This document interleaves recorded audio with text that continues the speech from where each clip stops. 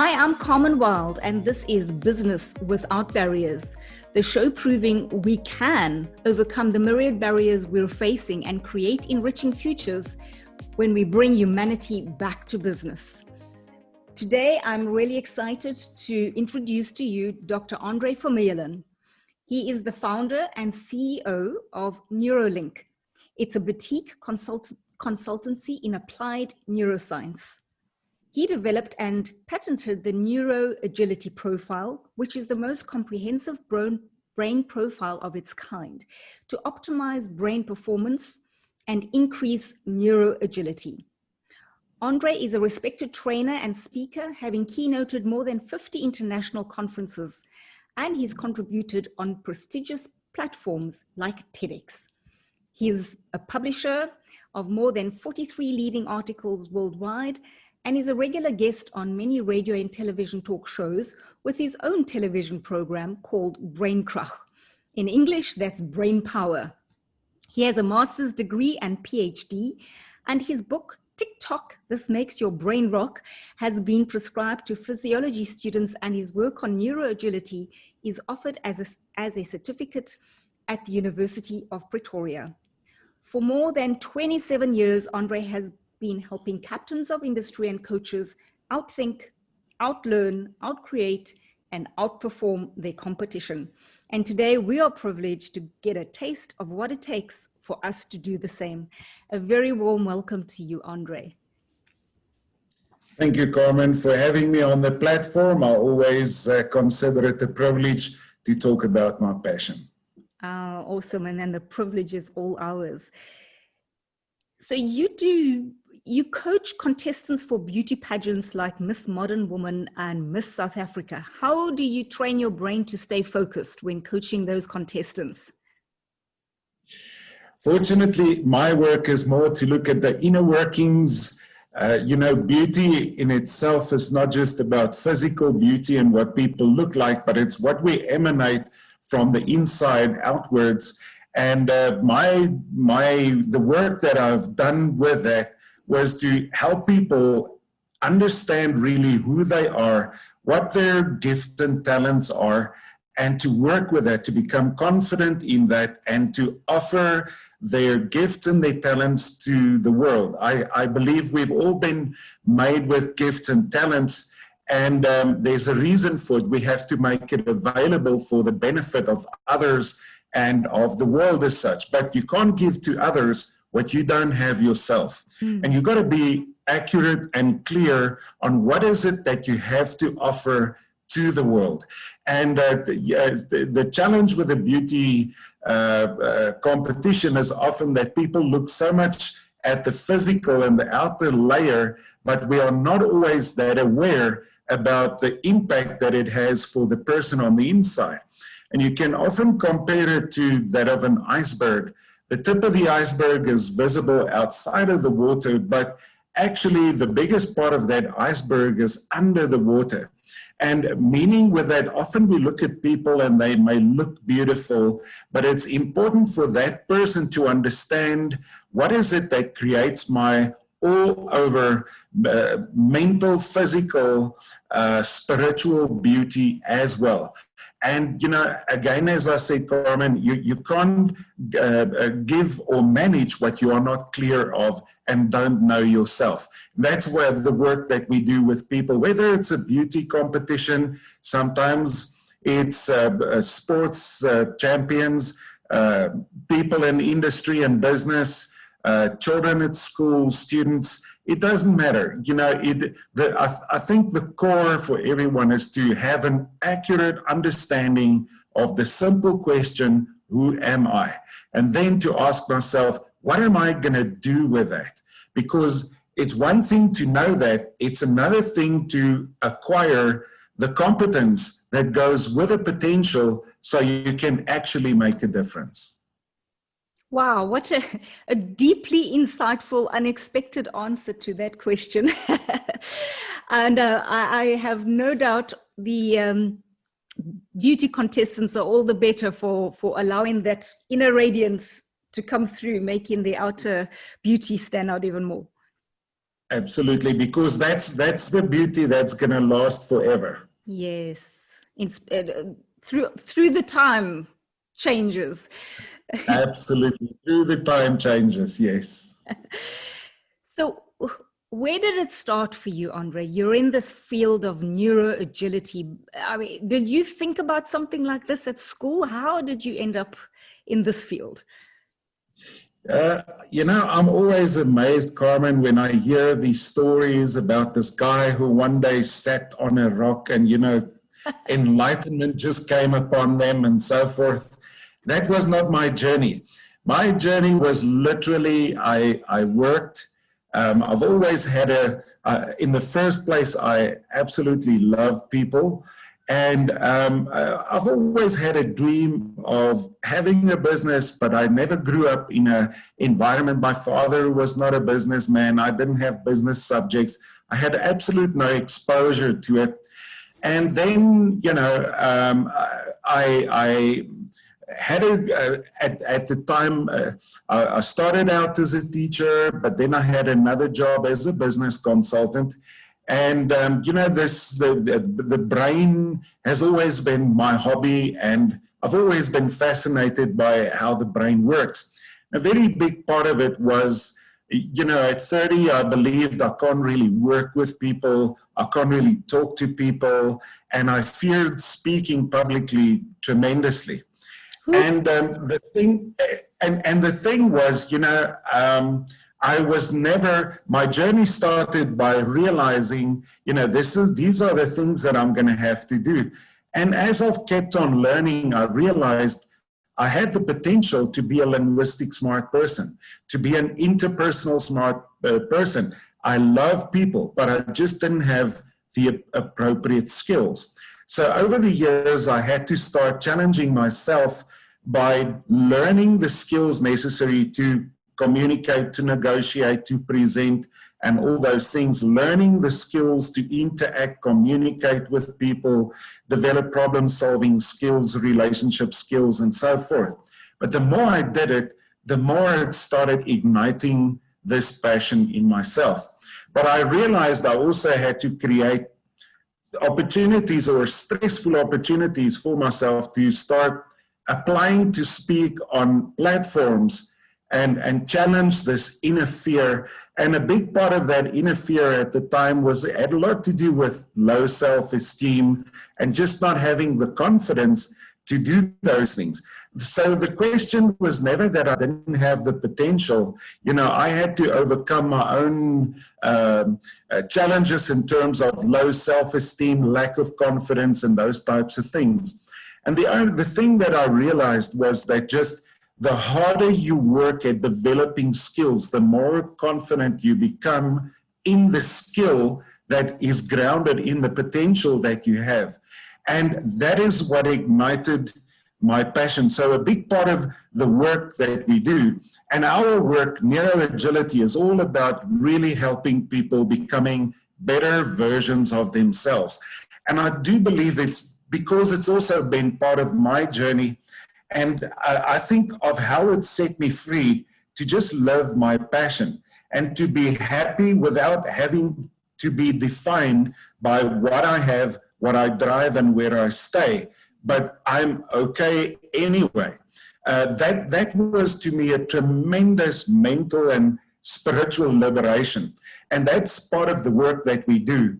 Now, I am very, the brain has always been my interest and hobby. I love people. So we started just looking at ways and how can we help people more and more and more.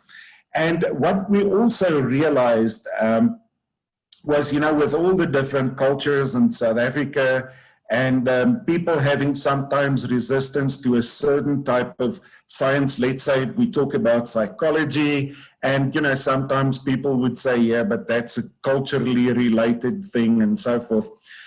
I started looking at, so what is inclusive? And the one thing that we all have in common with each other is the brain. It's the physiological part. And, it's not as if you need different treatment for an illness than I do when we go to hospital for the same illness. And that's where I realized that neuroscience and the brain is an inclusive science for everyone.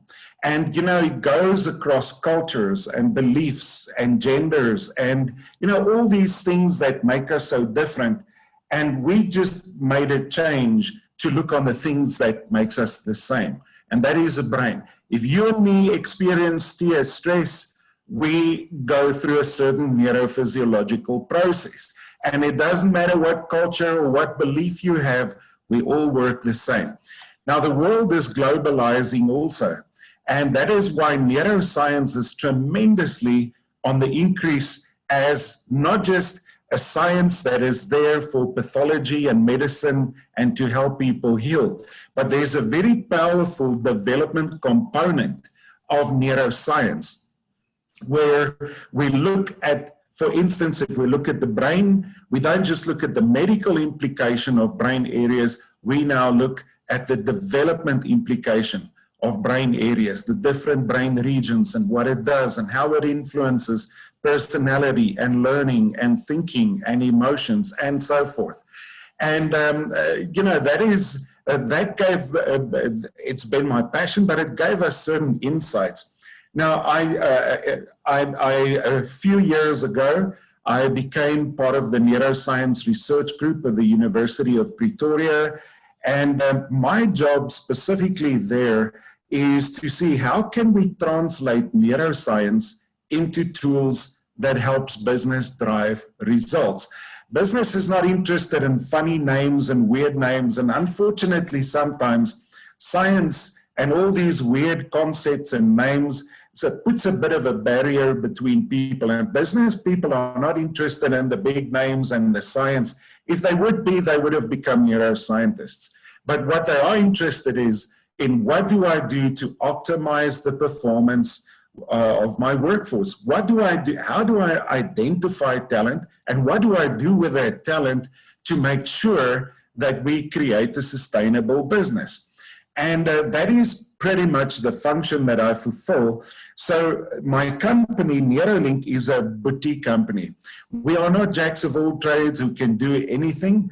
We specialize in the neuroscience of performance optimization.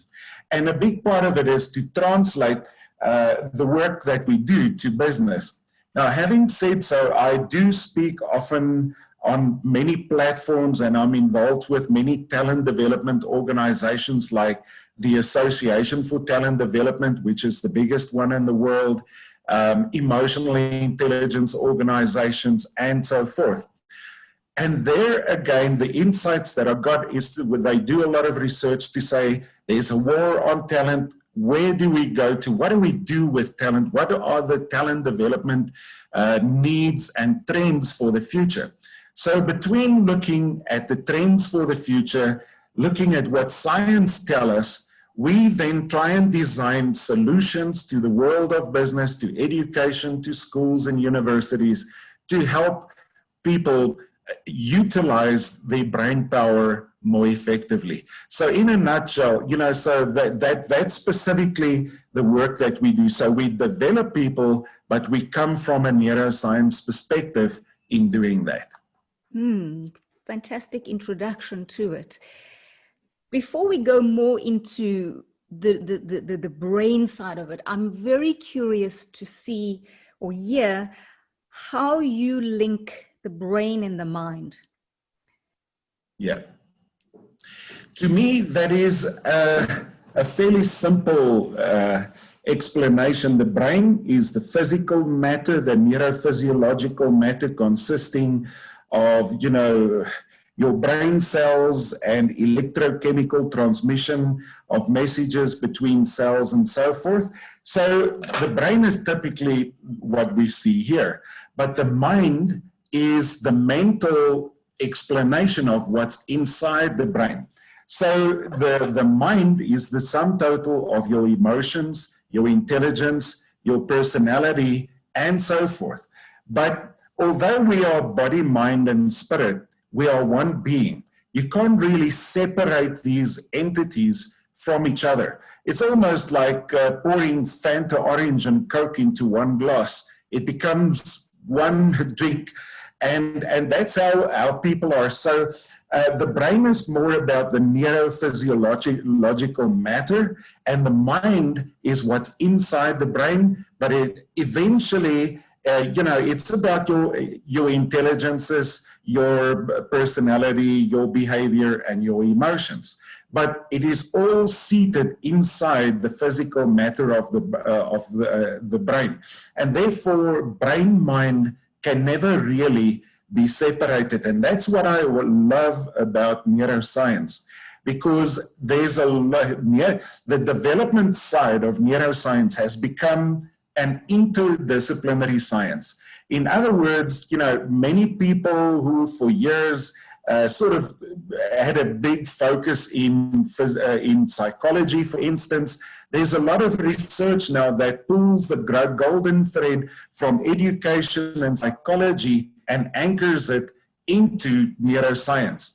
And the beauty of this is, that the more we are making the links between other sciences, specifically the behavioral sciences, and we're linking it to neurophysiology, genetics, chemistry, and so forth. Now it's also becoming accurate. It's validated by the hard sciences. Now, many moons ago, when I started business, many of the hands that paid my salary would be people like engineers or chartered accountants. They understand their world through exact sciences. And many of them had a lot of difficulty in sort of, psychology was often referred to as a non-exact science. And, it's a bit airy-fairy, these things you guys are talking about. Not anymore. If you can anchor and ground your people development practices into the hard sciences, that makes a lot of sense. And it validates the work that you do. And the good news is it makes sure you are separating fact from fiction. That's what scientists and engineers and chartered accountants want and like and understand. And when you do that, the good news is often the people development approaches that you have for the world of business provides them with a better return on investment. It gives them better results.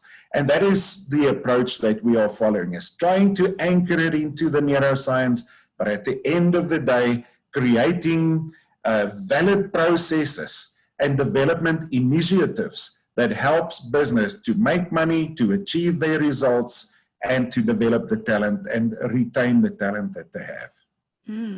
What an exciting juncture we are to have brought these different fields together, and for business to be so accepting of how we can bring these sciences into the workplace. And that's really exciting, the adoption of it. For the Association for Talent Development, I have done a lot of work across the world to create awareness for the world of business about the value of neuroscience in business, because many people have a bit of a cognitive dissonance, thinking that, when you think about neuroscience or neurophysiology, you think you think along the lines of pathology and medicine and so forth, and you think, so how's that going to help me develop people? But we don't understand that the development implications of neuroscience, as it's now a more interdisciplinary science connecting with psychology and education and all these things, has opened up a completely new world that is exploding with research and possibilities. And, to me, that is a fantastic thing. It has helped us clear so many myths that people actually still maintain today. But what now we realize, the old myth, people only use 10% of their brain or whatever, it's completely not true at all. But now we know that's nonsense. And we, for instance, the old days where we thought IQ is something that is set, and, if you're born with a certain amount, that's what you have. We know that's complete nonsense now. It can change and evolve depending on your development that you get and what type of exposure you get. And yes, no quick fixes when it comes to the brain. No overnight changes, but it is amazing. Some of the miracles that happen nowadays that when I first started studying, we were told is fairly much set and there's not really that much you can change or do about it. We now know that has all changed. And the good news about that, Carmen, is it gives every individual hope, because you know what? I'm not just in a little box and that's all I'm going to be. I can get out of the box and become a much better version of myself than what I used to be. So the bad news about this is now people don't have excuses anymore for just being who I am. You may be who you are today, but you can be a completely updated version tomorrow and in days to come, depending on, one, do I know who I am? And two, what am I going to do with what I have? But if you keep on multiplying, working with what you have, you become liberated to be a so much better version of yourself than you ever thought you could be. Wow. Give me an example, anyone that comes to mind, I'm sure there's hundreds or thousands, of a transformation, to make it really explicit for us, of someone that came in to do work with you, was one person and did whatever you do, and tell us what happened. Yeah. Oh, there are so many examples of that. It's actually to choose the right example. But, my work to quite an extent started when we worked with a young boy that, his brother was like this almost not overachiever, but deep in the 90s on average. He's the smart one. Here's the second boy.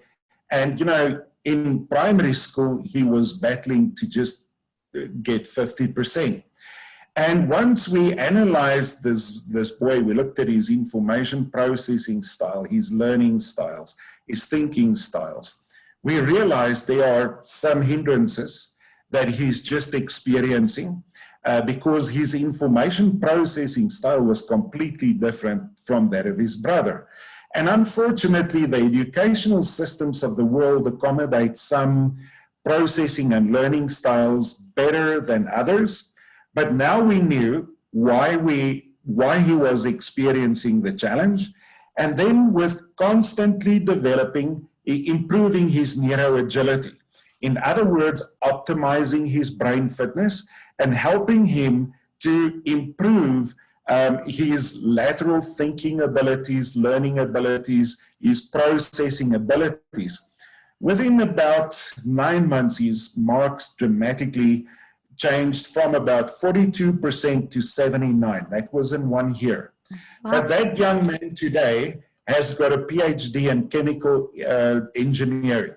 The same little boy that was said, well, we may have to think about alternative plans for him because mainstream school is not going to really be advisable for him. I've worked we often work with groups where we get people with high potential in business, but they are, for instance, blue-collar workers, they show potential, and then we work with them to help them move from being a supervisor or a blue-collar worker into management. And we have had so many fantastic stories of someone who sort of seems to be a diamond, but, it's not been polished. And over years, how this person has moved and developed. And once, this is the beautiful thing, when people realize, but, I can also be someone. I don't have to settle for the status quo where I'm at the moment, but there's more for me. And I realize, what is it that I have to start working to become more of? We've had people really moving over years where we've worked for 15 years with an organization. I've seen the high potentials by the blue-collar guy moving into executive positions. But the person I saw the first time, the leader of the organization, that person now are worlds apart. you know, but he got the opportunity, he used his opportunity, he kept on lifelong learning, he didn't stop. This process, it wasn't a course that he did.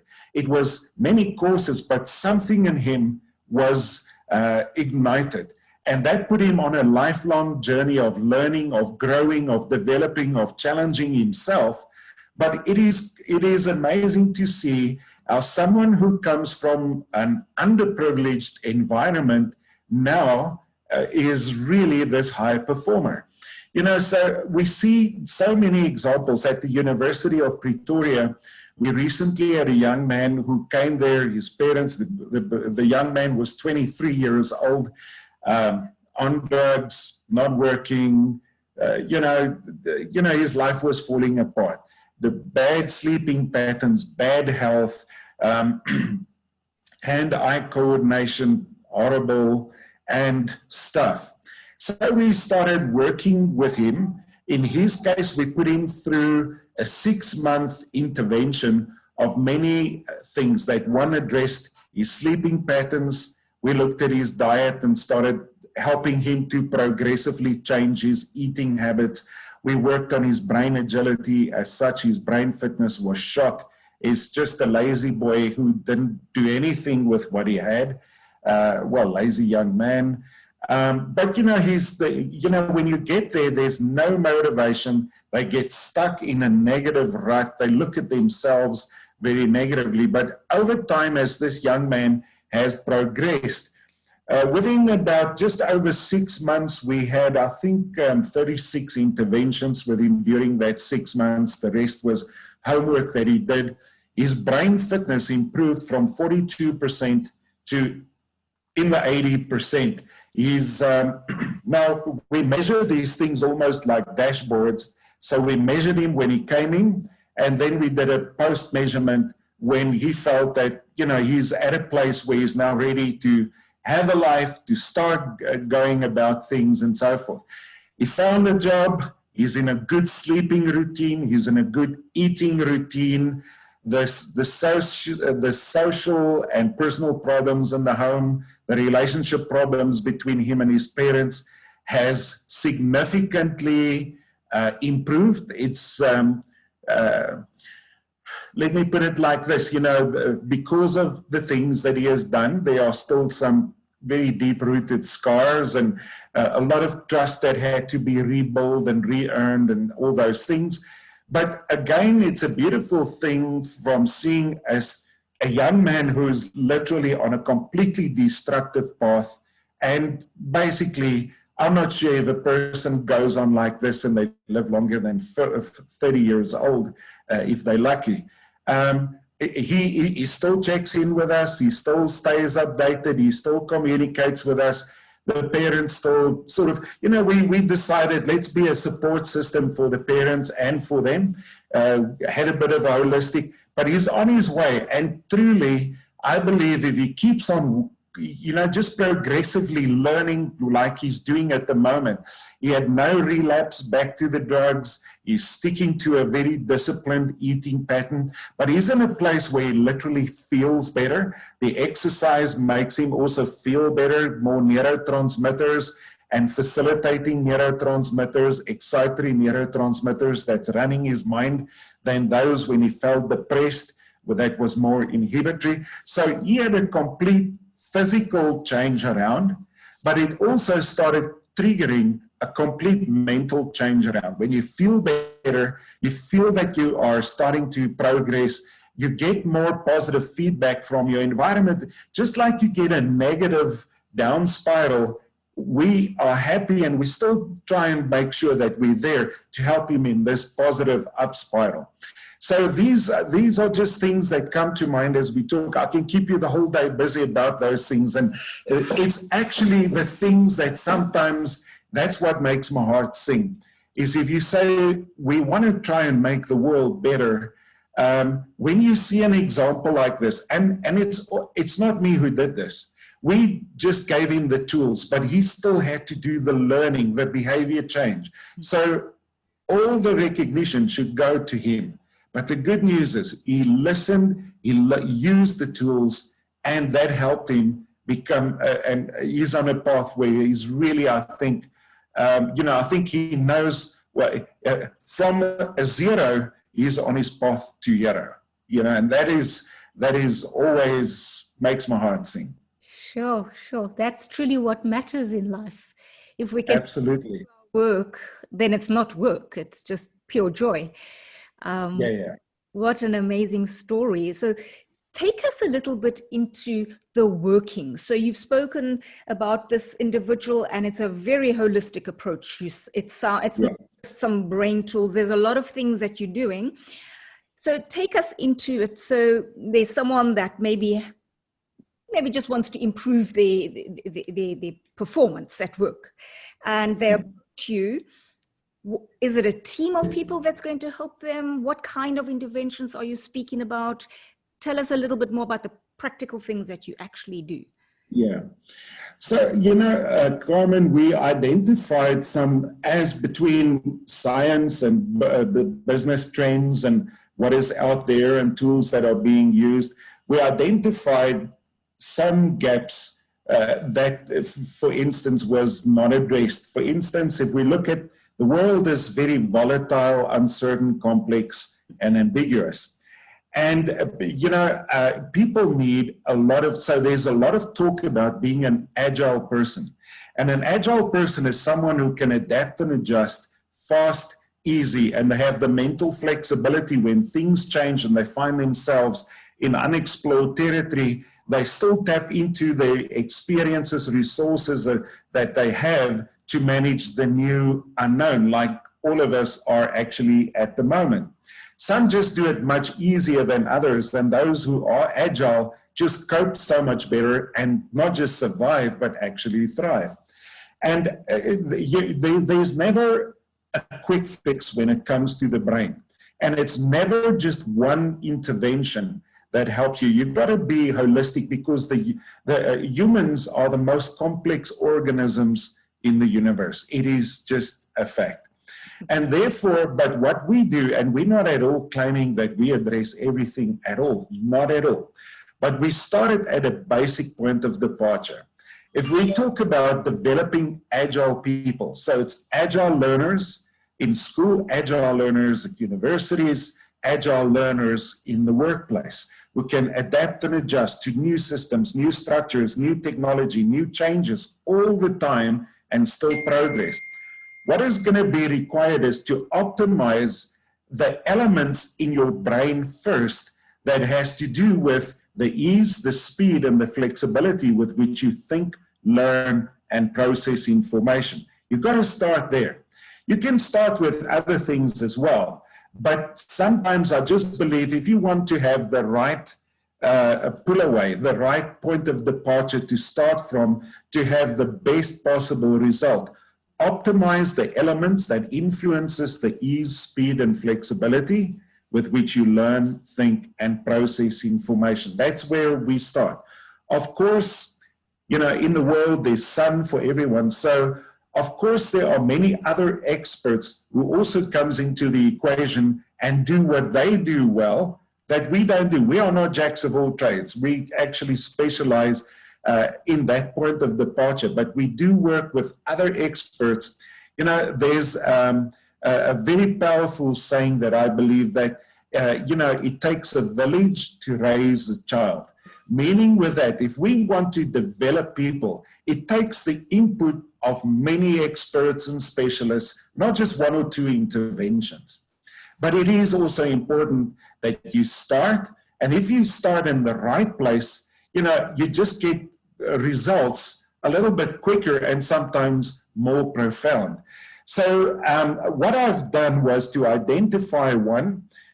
In terms of the world is talking about we got to develop agile people. So there's a lot of talk in business about agile organizations, agile HR, even constructs like leadership agility is important, learning agility is important, and they are. But there's still a gap, because all these constructs, or sometimes the focus in business is often to create systems and procedures and technology that improves agility. but the individual, the human being controlling processes, systems, and technology is very often not really optimized. Or sometimes we're not always sure what the right point of departure should be for them. And that's where my focus came in with neuroagility. Neuroagility starts by looking at all the factors in the brain that influences the ease and speed with which you learn, think, and process information. Once you have those basics in place, then you can start working on the other skills. Maybe to just take one step back. If we look at a ballerina, it takes her hours a day to practice skills to really dance beautifully and move with precision and beauty. But it's not just the skills that she needs. She needs the fitness and she needs the flexibility that will amplify the skills that she has needed. Now, that analogy is applicable to the world of business. It's not just skills that we need. We need tech savviness. We need vocational skills. But we also need human skills like emotional intelligence and brain power skills. But even if you talk about acquiring those skills, but you don't have the brain fitness and the mental flexibility and agility to learn fast, easy, and flexible, it's hard work, and then people give up because it starts becoming longer and slower rather than easier and faster.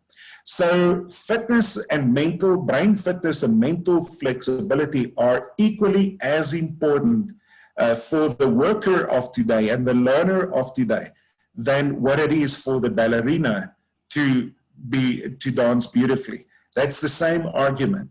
And that's often the big, I think the gap that people miss is, what do I do to improve my brain fitness? And unfortunately, a lot of times the word brain fitness is thrown around, but it's not really necessarily brain fitness that is practiced.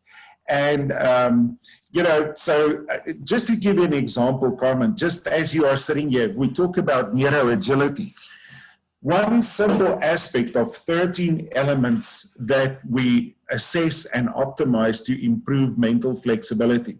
Just do the following with me. Clap your hand like this, then cross your hands, touch your nose and your ear, and then clap again and move over to the other side. Okay? Right here. So the point that I wanted to make here simply is, and thank you for that, could you see that in this moment when you did this, you had to think there for a moment. And then we have to ask ourselves, this is a simple movement activity, yet how easy, how fast was I able to do it? And so it's never about how intelligent you are. With 100 billion brain cells, making new connections, if you challenge, you can develop. Intelligence is not, the question is not anymore, how smart am I? Like it used to be in the olden days. We are smart in different ways, and if we work with it, we become even smarter. But the point is, smart plus no flexibility and fitness is just still going to just leave me mediocre. Flexibility, fitness, plus potential, talent. And what I say here, it means we are smart in different ways. We are talented all in different ways. Nelson Mandela and Einstein was talented in different ways, but they both profoundly impacted the world. So the point is, understand that. But without flexibility and fitness, it's going to take longer and harder rather than faster and easier. And that's an important aspect that people have to be cognizant of in their journey of development. Wow. So we need to become ballerinas in business, and that will increase. Ballerinas in business, absolutely. And what we it's one thing to be an amazement when you look at ballet and you think, how beautiful is that? But people never realize the blood, sweat, and tears that goes into getting to that level. And you can't just do 1 or 2 courses and live a mediocre life, but dream to become the CEO of a better business. You need to put in the hard work. You need to learn. You need to change behavior. You need to rectify your mistakes. You need to keep on challenging yourself. And yes, then the sky is the limit. But, I have sometimes heard that, of people becoming an overnight success, some of my friends in what they do, and they've become an overnight success over 40 and 50 years, practicing, grinding all the time, and now it's seen as an overnight success. But only those will know, no quick fixes when it comes to sustainable success in life. I'm not talking about things like winning the lotto. That's not success in life. That's just plain luck. Absolutely. Luck has got nothing to do with being successful. Yes. The harder you work, the more successful you'll be. Wow, and utilizing the tools that we have. Absolutely. Awesome. And the good news is there are tools out there. If you start looking for them, you'll be amazed how many are out there. Just use them. Be curious enough to find them and Yeah. find you. Absolutely. So we've got so many challenges and circumstances. Our world has been disrupted in fantastic and traumatic ways in this year. How do we outthink? You've got this awesome term of outthink, outcompete. How do we outcompete outthink those circumstances in this VUCA world that you've alluded to? Since the 90s, we had a motto of saying that we help people and organizations to outthink, outlearn, and outcreate the competition.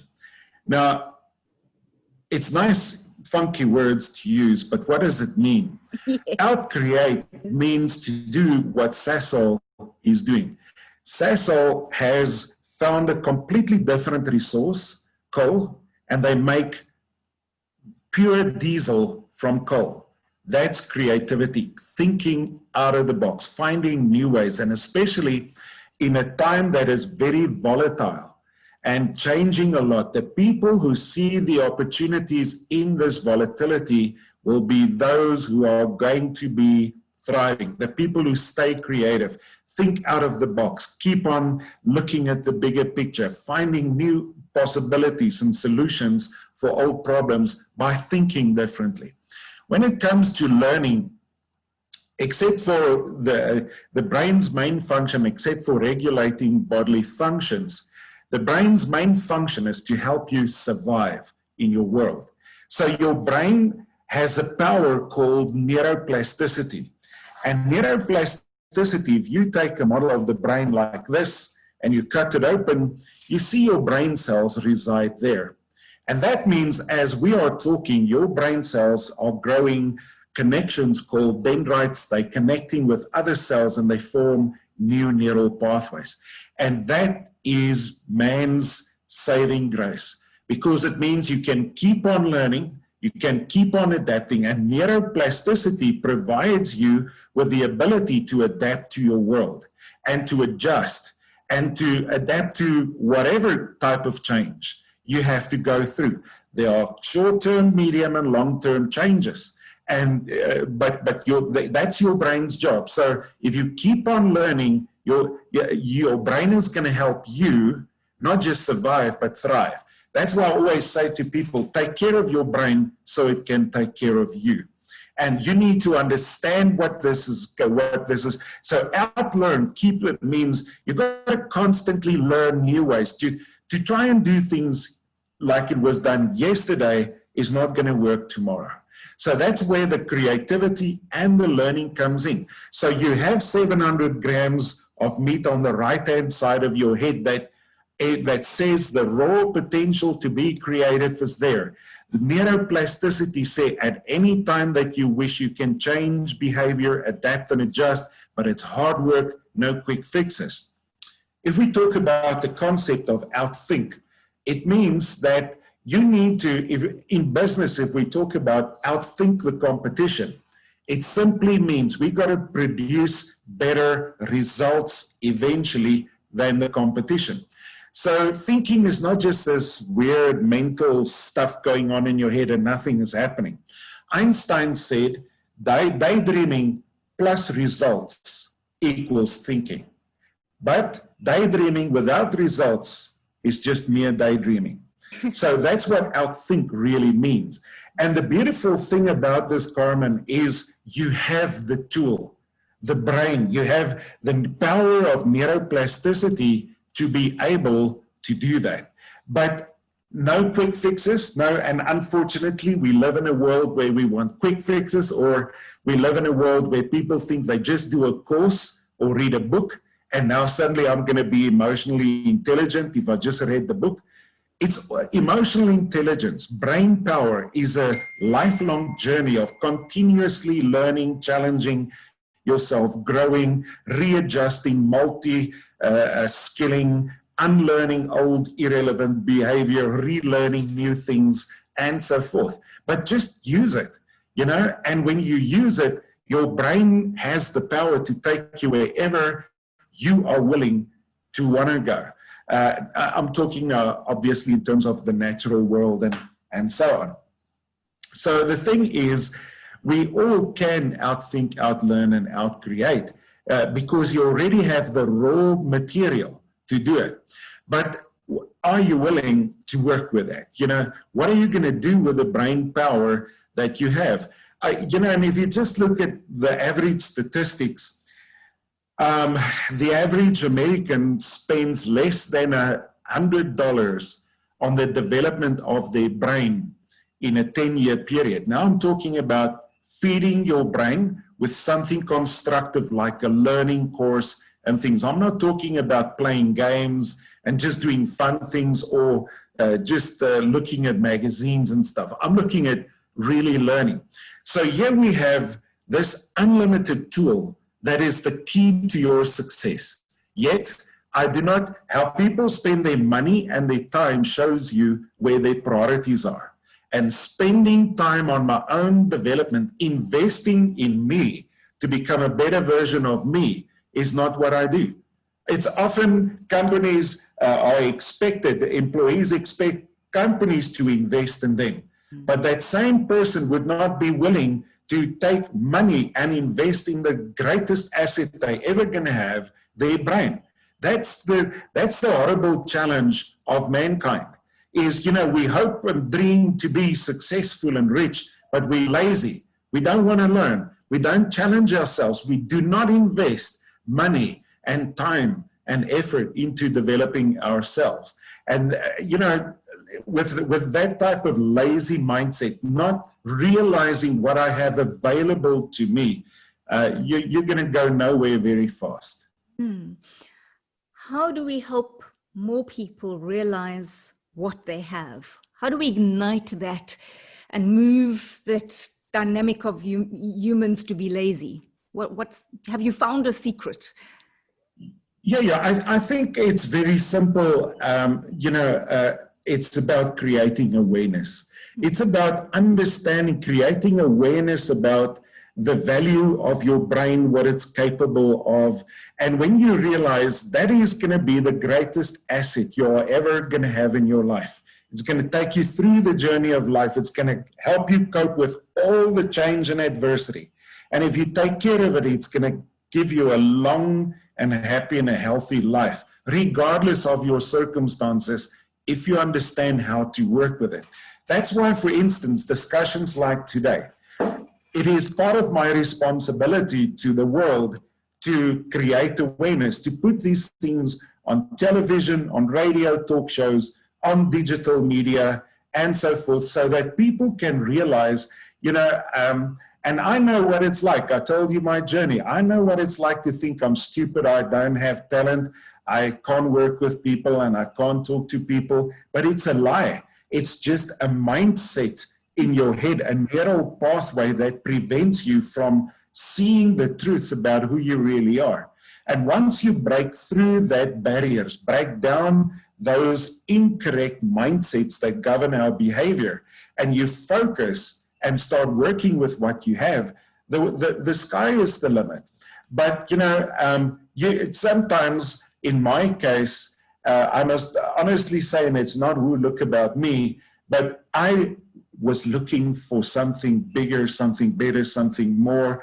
I had not just a definite curiosity, but I also wanted to, I knew at the time already I had 2 kids, and I knew I'm going to have to be a father and a provider. And, obviously you want a wife and kids who at least can look up to you. They got to see you really trying to improve yourself. And if you just look, you just got to go onto the computer and look at the right things, and it's all there. It depends on what you're looking for. But if you're really looking for solutions, sustainable solutions, not quick fixes, it's all on the web. It's in our world. It's on the radio. You just got to tune into the devices that works for you, and you'll find it. But I think lack of awareness, I've many times heard people across the world, if we talk about neuro agility, in the first place, they'll say, what is that? And second, so why does it matter? Which means that in general, people are unconsciously incompetent about the value of things. But the more you start gaining information and create awareness, I get to a point of, okay, I become consciously incompetent. I realize what it is. I know what neuroagility is, but I realize I'm not that neuroagile. And then when you get to that point, that's a good place, because now you're looking for tools to start improving that. When you do that, that's when the cycle changes for you, and we go on an upscale development and not just down the tubes. How vast is our brain power? Excite us about what we have. Well, your brain is amazing. I don't have all that fact. Some of my colleagues love working on that. But to give you an example, you have 100 billion brain cells. One brain cell has the ability, conservatively, to make between 1,000 to 10, 20,000 connections per brain cell. So if you really want to multiply by brain power, then it means that your brain can make between, or let me put it like this. So if you want to understand brain power, it's 100 billion brain cells multiplied by 20,000. You only have, if you have a good long life at the moment, which will change and improve, but at the moment, let's say if you have a good long life, you're going to live about 35,000 days. And you have this type of brain power to make all these connections in 35,000 days, which means if you do the math, if you want to count to 100 billion, it will take you 3,000 years to count to 100 billion. Sure. Just that's how many, and then multiply it by 20,000. You have only 35,000 days to try and use some of that potential. And that what it actually means, whenever it comes to learning, thinking, and creativity, the bottom line, there's no limitation to what you are capable of learning, thinking, and creating. You just got to get on with it and start making those pathways and reinforcing those pathways so it changes your behavior. And once you're in a certain place where you see that it's now become a permanent neural pathway, you're going to keep on, instead of becoming stuck, you're going to move on. And that's the challenge of man. For instance, nowadays, in the world that we live in, we talk about artificial intelligence that's going to take our jobs, and yes, within the next 10 years, depending on industries that you are in and where you are at in the world, about 50 to 70% of people are going to lose their jobs, because you will lose your job if you do something that is repetitive, if you do something that a computer can do. So the key is, don't do what computers do. Don't try and compete with their vast linear processing abilities and their vast memory storing abilities. But computers can't do complex pattern recognition. They can't do creativity. Yes, they are machine learning, but it's not really a challenge for the human brain yet. But we need to optimize, we need to up our game as human beings. But what most people are doing is we're looking for the quick fixes. The app that makes things easier, faster, and shorter for me. The GPS that tells me where to go. I don't have to think and figure that out anymore. The calculator that does the calculations for me, so I don't know what 17 times 19 is anymore. I can't do that for myself. So here's the challenge, Carmen, that general population is becoming stupid because we're not flexing mental muscle. I'm not saying we shouldn't use devices. We should. Technology is an accelerator of what we do. But we should not become lazy either. So you can't have monkeys controlling smart technology. You've got to have smart people controlling smart technology, people who can flex mental muscle and who can still solve complex problems and do complex pattern recognition and creative jobs that computers are naturally not just that good at. So we have to swim our race. Penny Haynes, the swimmer, always says, swim your own race. Humans have to swim their own race. Don't swim the AI race. Swim your race. But that means make yourself a commodity. Optimize your brain's ability. And what we actually do is we just want to use more and better technology and just sit on the couch. And then I think I'm going to be the great CEO one day of something. Even if you have some idea where you're lucky and you have some breakthrough, you're going to lose all of that without the proper skills to build that business and concept into something viable in the world out there. So use it or lose it. And it's going to be as simple as that. And people are progressively getting lazier to use it. As I said, they don't spend money on developing their brain. Simple challenge. With the amount of information that is out there that your brain has to process in a normal day, you will have to read at least about 1,000 words a minute. The average tertiary educated reader reads about just over 250 words a minute. We're not competitive. We're slow. We are unfit. And we think we want to be successful when that's the status quo. You've got to make yourself a sellable commodity. You've got to make yourself employable and more successful. And the brain is going to do that. But it's time, effort, money, and practice, practice, and practice more. That's going to have to be done. Wow.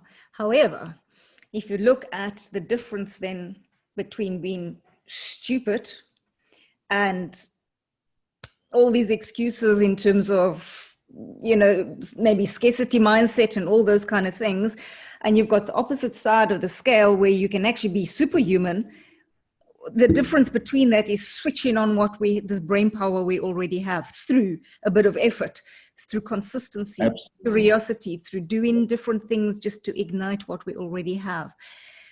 Yeah. And you know, I don't want to use the word stupid disrespectful to people. To me, stupid does not mean lack of brain cells. Yes. With 100 million brain cells, you cannot be dumb. Yes. If dumb then means you don't have enough brain power. Yes. Stupid is, to me, when you know what the right thing is to do, but you deliberately choose to not do it. Absolutely. You know, and I think the world, I mean, just look at jails. Jails are full of smart people who are really very stupid. Mm-hmm. You know, and that's meaning, yeah, most of them knew they shouldn't be doing the stuff they did, but then they still did it. Absolutely. And that is the thing, when it comes to brain power, I think, you know, once you realize, what is it that I have to do? You know, don't be stupid. Work with what you have. You have your life and potential in your own hands in terms of what you choose to do with that. And that puts you in the driving seat of your own life. It doesn't make you a victim of change and of COVID and of whatever. These changes happen around you. but you are still in control of your own thinking. And when you're in control of your own thinking, you cannot change your circumstances, but you can change how you view your circumstances and what decisions you will make in those circumstances to do things better and more effectively. And that still puts any person in the driver's seat of their own life. Beautiful, which is exactly where we need to be in a volatile world as we have right now. Yeah, absolutely. Watch something, I think it was your TEDx talk, and you spoke about, you gave some concrete examples, which I just want to bring some practical things in so people can start to see what we can actually do.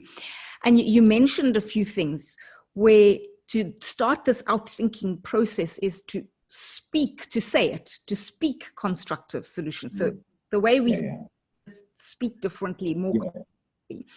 And then you spoke about think it, think forward, and picture your dreams, picture new information, and then act upon it, do it. And this was what you were alluding to. This is how we start to rewire simple things that we can change in a daily. Do you want to add to a little bit to that? Absolutely. I think it's so important for everyone to understand that your brain works like a movie. A movie's got a soundtrack and it's got visuals. And when some people's thinking is like a soundtrack, they hear themselves think. Others thinking maybe more like visuals. But for most of us, especially the more flexible we become, it's the soundtrack and the visuals. And if we really want to enjoy a quality movie, it's not the one or the other, but both at the same time.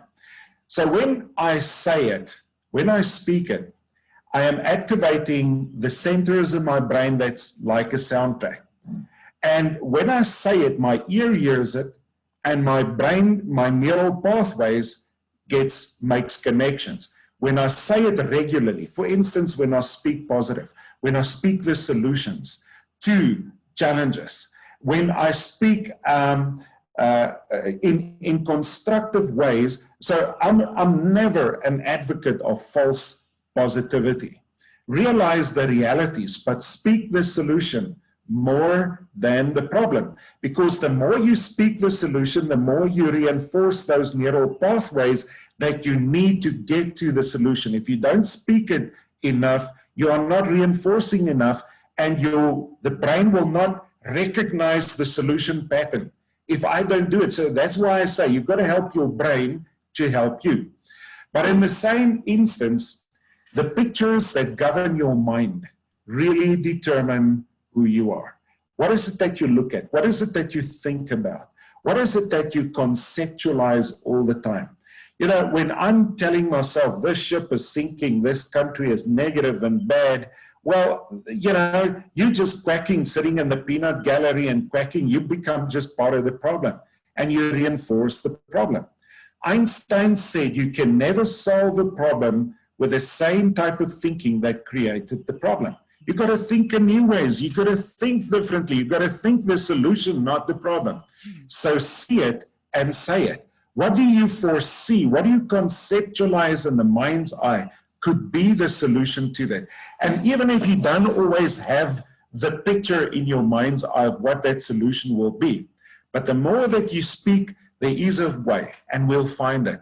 Yes. We've just not found it yet, but we'll find it. You start programming your brain to start looking for solutions, and it finds the patterns at some stage to where the light bulb comes in. It's exactly what Thomas Edison did. More than 10,000 experiments, and every time, he knew there is a solution, we will find it.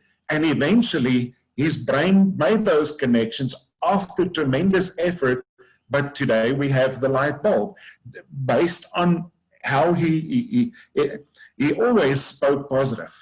And, interesting thing about Edison, when his creative factory and his dream actually burned down, he called his children and he said to them, go call your mother. And they said, why? He said, she's never going to see a fire like this again. Now, People will think my dream is burning down, I'm in shambles.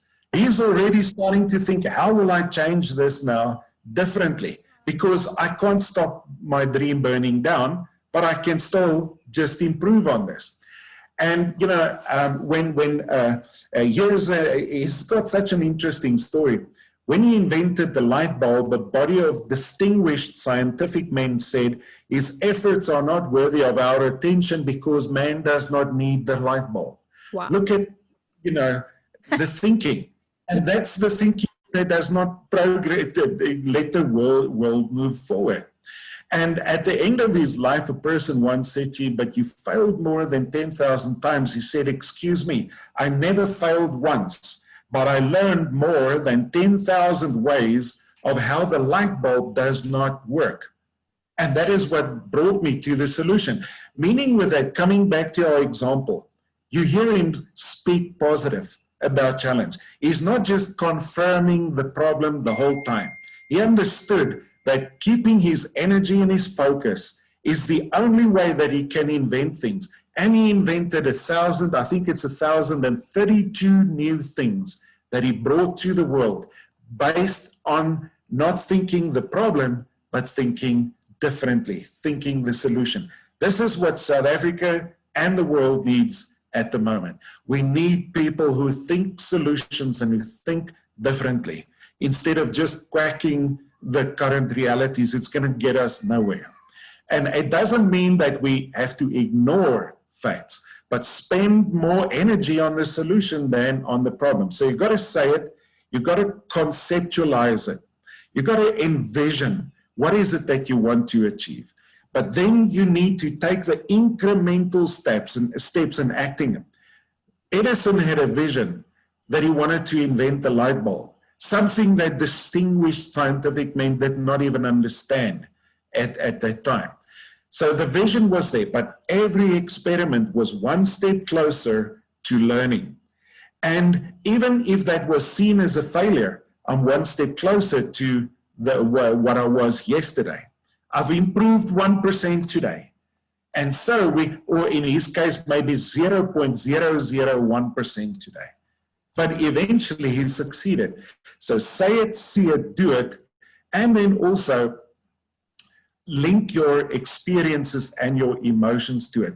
As you start getting these incremental changes, you need to celebrate the progress that you are making, and you need to conceptualize it, even if the world does not see it as a success. It doesn't matter what the world thinks. It only matters how you think, because it's your life and your dreams that you are working on. Others are not going to make your dreams happen.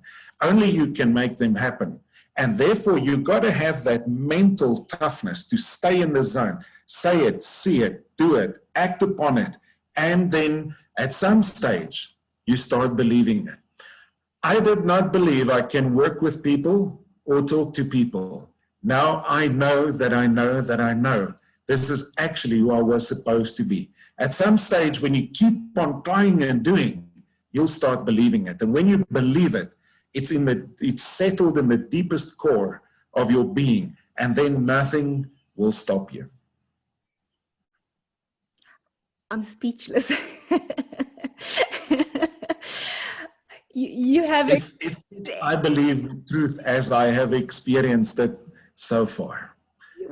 The passion, the fire, the conviction in what you've just said, the practical elements, I could feel my senses light up, my brain cells are fired up. Thank you for that. I wish. I think why I'm passionate about it, Carmen, is simply because I believe it's been part of my journey. This is not just book stuff. Yeah. But this is the stuff I've seen that worked for me, for many others, for my kids. It's the journey that they are taking on. And I see them becoming so much more already than I thought they could be. And, you know, and they're still young people. So it's just like what I believe. I believe it now. No one will ever be able to convince me otherwise. And even science confirms it. It's amazing and an absolute privilege to see that level of passion. So many more people need to be exposed to what lives within us, this greatness that's just waiting to be. And this is the beauty. Fortunately, there are people like you doing hard work to bring these messages to the world. And, you know, all they need to do is just listen. As simple as that, or just watch the Zoom link or listen to the podcast. Yes, absolutely. And then do. Say it. And then do. Yeah, absolutely. That's the thing, you know, dreams without action is just daydreaming, but dreams plus action gives you results. Absolutely. As a final thought, two final thoughts. What excites you about the future? I think neuroscience it is exploding, with people starting from different sciences, connecting the work and the research that they're doing to anchor it into neuroscience. I think neuroscience is going to explode. What we learn about the brain becomes so liberating. You know, constantly new research outcomes gives us new ways of diagnosing, of getting better, of finding solutions. So that is truly what excites me. I believe in 100 years from now, this world is going to be significantly different in terms of science, and specifically around the brain, and what science can do to help us be better versions of ourselves. So that is truly what excites me. The other thing is, my inner belief says that human beings are the most precious commodity. Human life, all human life, is the most precious commodity in the universe. Nothing more important than that. And if we, in some way or the other, can serve others, and we help them grow and become better versions of themselves, it becomes this team effort, this village of people who is making the world work better. So I truly believe that the world will definitely be technologically advanced, but science advanced. And I believe for those who really understand the opportunity of the brain, we will see people who has outperformed what we thought mankind is capable of. They're going to take humanity, for those who constructively work with this and optimize that, I believe, to a different level of quality of being human beings. That is what will be possible, I believe. I believe you. I think the facts tell us this is not just, how can I say it, not false positivity. I think the fact and the research excites me that great things are yet to come. And we need so much more of this kind of thinking and speaking, especially now. So on a final note then, Andre, what message, what new awareness do you want to maybe bring to the world? If you had that opportunity to speak to all 7 billion people right now, what would you love to share with them? You know, for me, it's simply about realizing that you as a person is part of the life inside of you, and the potential that you have is the most precious commodity. And never underestimate what is in you, and love it, respect it, get to know what that is.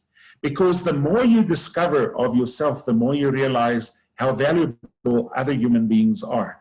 The more you respect your own qualities and your gifts and your talents, the more respectful you will be of others. So it does, and it ends with you making yourself a priority and trying to just do the best that resources and time and effort allows you.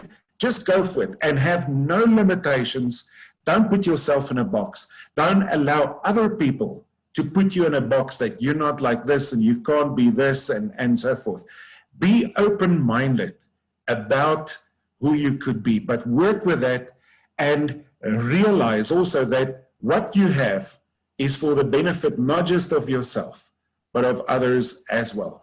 Your gifts and your intelligence, your strengths, your platform today is for the benefit of others, to make the world work better.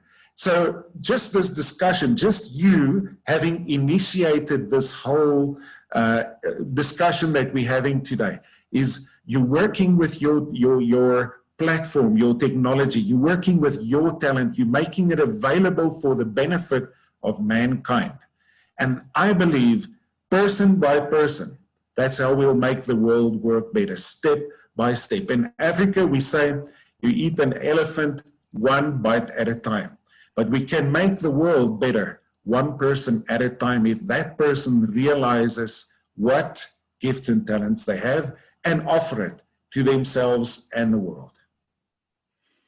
Thank you, Andre, so much for you've inspired me, you've ignited a fire in me, you've given me new drive in just this last hour, and I have no doubt every single person that is listening, that will listen to this, will feel exactly the same. Thank you for the work that you're doing, and the effort, the time, the conviction, everything. It like you said earlier, it's not an overnight success. This is years and years and years of hard work. So thank you for bringing all of you to today. No, it is my pleasure. I thank you for thanking me. But you know what? If it wasn't for you, your initiative and your platform, none of this discussion could happen today. So I am saying thank you to you, and together we make the world work better. You know, they say that one horse pulls between 2 to 3 tons of weight. On average, 2 horses pulls between 7 to 8 tons of weight. So when 2 horses start synergizing and collaborating, there's a multiplication factor. So, you know, when the 2 horses start working together, we make the world better than just what I could do. And that's why I'm saying thank you for you and your platform, and also your this calling that you have to make the world work better. And if we can become more horses, there's a bigger effect that we can have on the world. Fantastic. So let's become more horses. Let's become ballerinas. Let's tap this magnificent brain power, and everything that you've spoken about in today is very much the ethos of this show, which is bringing this humanity back, tapping into our humanity and our brain power. And when we do that and co-create these solutions that you've been speaking about, we absolutely will make the world a better place. And I believe too, together we will create a new human story. Thank you. Thanks for having me, Carmen. It's been a joy. We can sit here the whole day. Thank you, Andre. Thank you so much.